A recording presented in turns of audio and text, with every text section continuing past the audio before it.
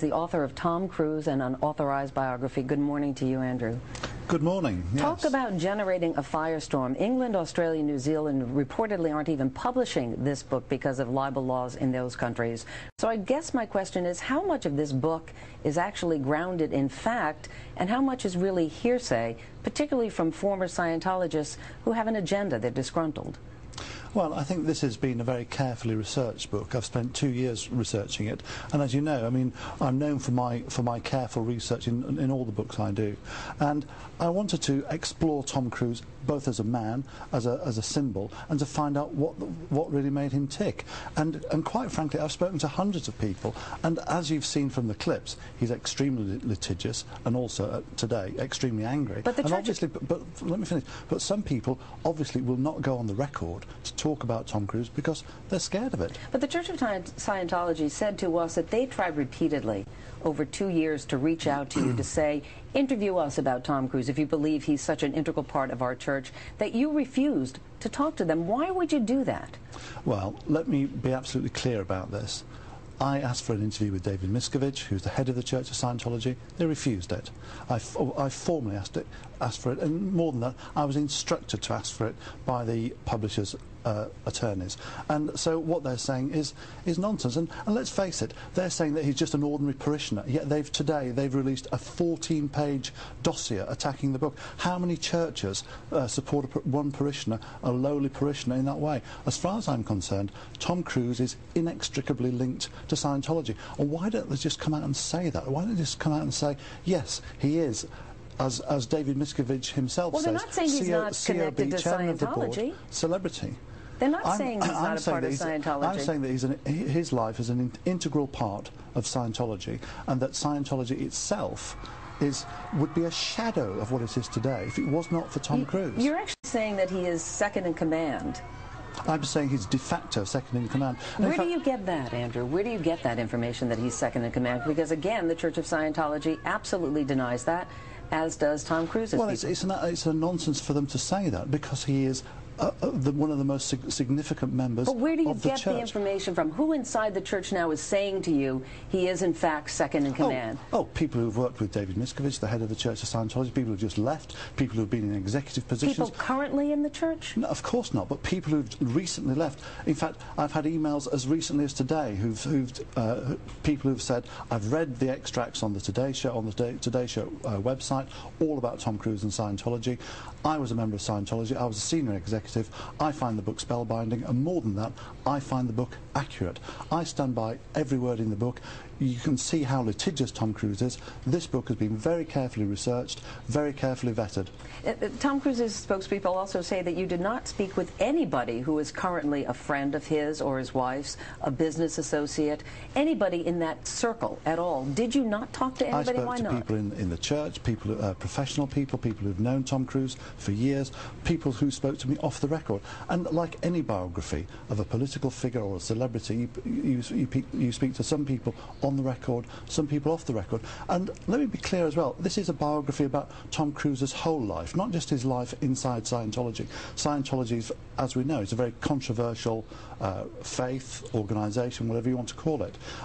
And I'm trying to place Tom Cruise and Tom Cruise's life in the context of a man who came from nowhere in New Jersey to become one of the most important movie stars of his generation, a man who is shaping the future of Hollywood, not just now but in the future, and who has an agenda as a poster boy for his faith. He's an intriguing character, and I think I've done a mission accurate on Tom Cruise. Let me ask you about one of the issues that you bring up in this book that has raised a lot of eyebrows, because it concerns his baby daughter. Suri is about to turn 2 years old, his daughter with Kate Holmes. You wrote in the book, true believers were convinced that Tom Spawn would be the reincarnation of L. Ron Hubbard, who was the founder of Scientology. And some fanatics even wondered if the actress had been impregnated with Hubbard's frozen sperm. The Church of Scientology immediately responded to this, saying, ridiculous, in fact, the sperm was never frozen. So again, I ask you, now you're involving a child. Where do you get that information? Then the next sentence in the book says, obviously the thinking was absurd. But let me be clear. But why do you put it out there then? Because it leaves the thought in everybody's mind.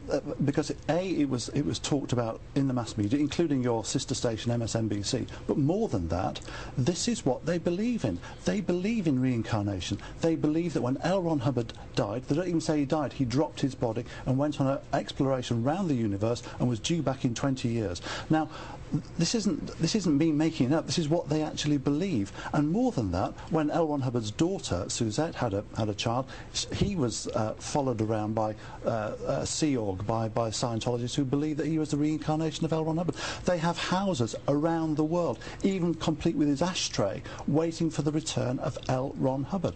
They believe in this stuff. But you're connecting that belief to this little girl. No, I'm not. I'm connecting it to the whole hysteria surrounding the pregnancy. And you remember this at the time. There was a hysteria surrounding this pregnancy about the sonogram machine that Tom Cruise had bought to monitor the baby, about the silent birth.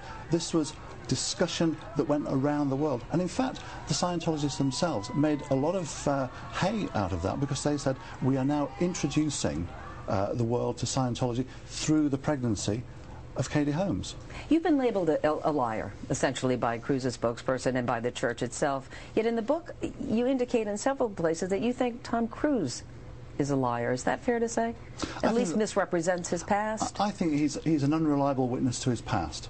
And I think that he has changed his past, especially when he talks about his dyslexia, in relation to his faith in Scientology. He says he was cured of dyslexia by Scientology, and in the past, when anyone has ever tried to look into his childhood, he's always used threats and intimidation to stop reporters doing that.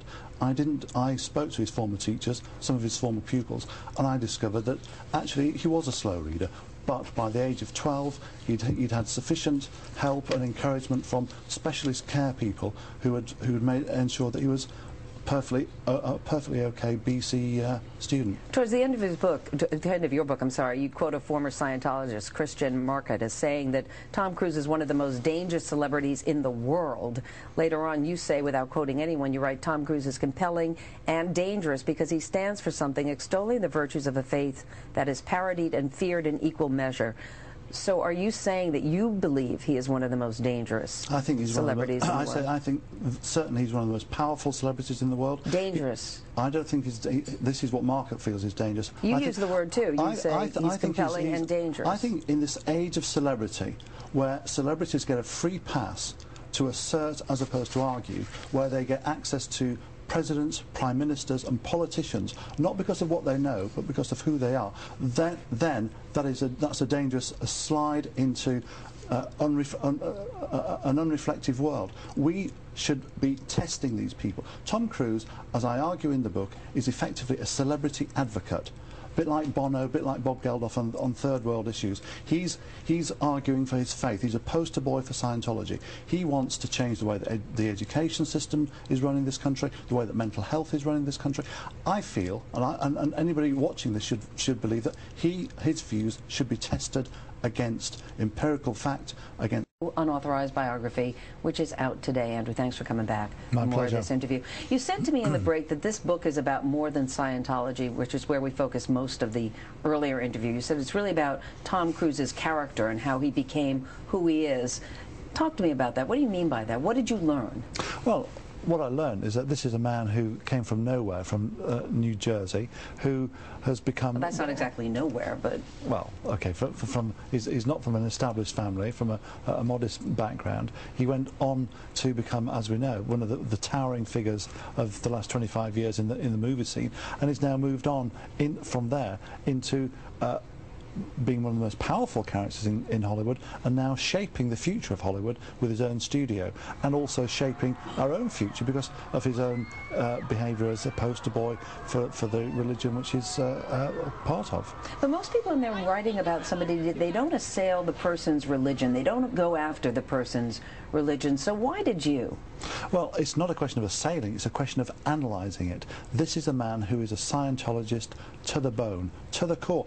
As you showed in the extract earlier on, he says, if you want to understand me, look at the fact that I'm a Scientologist. So as a biographer, I'm not going to treat him with disdain. I'm going to treat him with respect. And the whole point about this book, Tom Cruise for the last couple of years has been treated as a figure of fun because of his couch jumping on the Oprah Winfrey Show.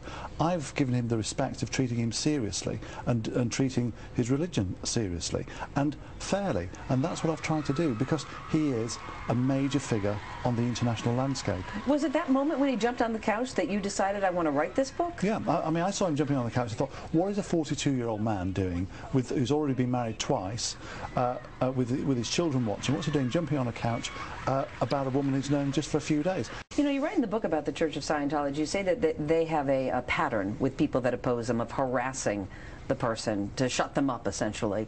Have you been harassed at all? Well, yes, their policy is always to attack the attacker, and in L. Ron Hubbard's charmless phrase, you shudder into silence anyone who dares to take you on. Have you been harassed? I've been just harassed legally. All they've done is send lots of legal letters, and obviously they've come at me like a herd of wild buffalo over the last few days.